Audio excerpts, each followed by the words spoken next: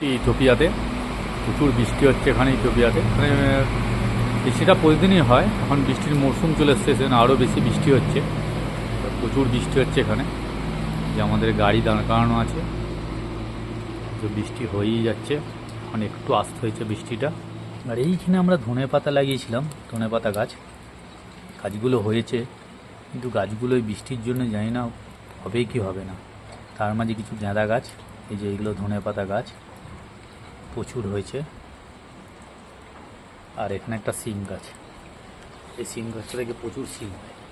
দেখতে এরকম ছোট গাছ হলে কী হবে, এর থেকে মোটামুটি প্রতিদিন 3-4টে করে সিম তোলা হয়, তুলে ফ্রিজে রেখে দেওয়া হয়, তারপরে একবারে তরকারি রান্না করে খাই। দেখুন 3খানা উপরে বেরিয়েছে, এইখানে 3টে ডগে, তারপরে ভেতরে অনেক ডগ আছে, তো ডগগুলোতেও প্রচুর সিম এসছে। কিন্তু এখানে কোনো ঔষধ পাওয়া যায় না বলে কিছু দিতে পারিনি। ওই দেখুন ভেতরে একটা সিম বড় হয়েছে,